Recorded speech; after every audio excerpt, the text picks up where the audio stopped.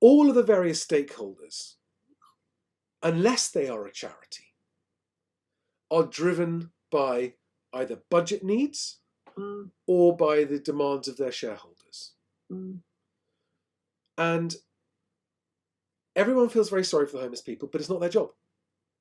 That's not my job. I've got my job. My job's over here. I'm not responsible for taking care of the homeless people.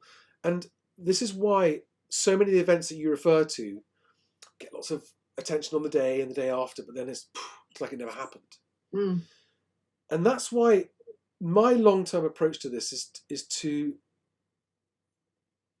try to demonstrate, which is what I'm doing with the BestAgent rent guarantee scheme, demonstrate that there is actually a commercial advantage to be gained from getting involved, not for publicity purposes, but to make an actual tangible difference, whether it's to one person or to one charity or to one city, town, one council, whatever it might be. Treat it as an operating part of your business. Even if all you're doing is saying to your staff, you can give 10% of your time on an ongoing basis to supporting this problem.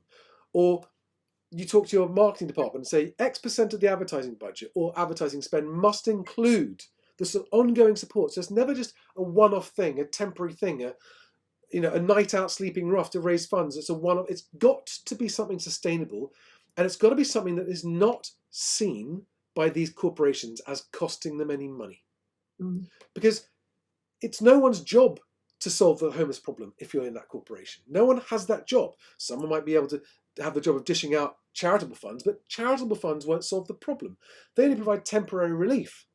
A permanent long-term solution will only come about when the people with the resources to do so decide to include this problem as part of their operation in a way that... I totally agree, and I think it's down to CEOs to integrate this kind of philosophy into the culture of their business, because ultimately I think it will help their business and attracting talent to their business if they have this social cause. And I think people are becoming much more aware of what brands are doing in terms of the environment and so on.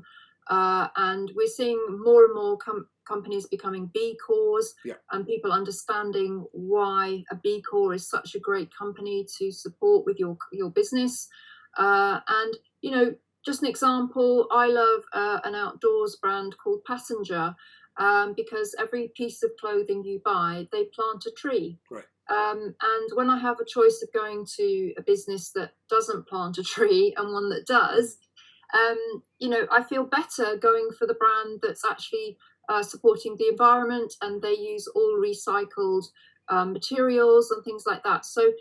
So much of this is about educating consumers about brands and looking for socially conscious brands who are moving towards higher standards like B Corporation, and investing actually in the actual culture of the business. I loved what you said about staff donating some time to local activities to support the homeless, or maybe staff raising money for different events and having different events to raise money and things like that, and just embedded into the culture of the business.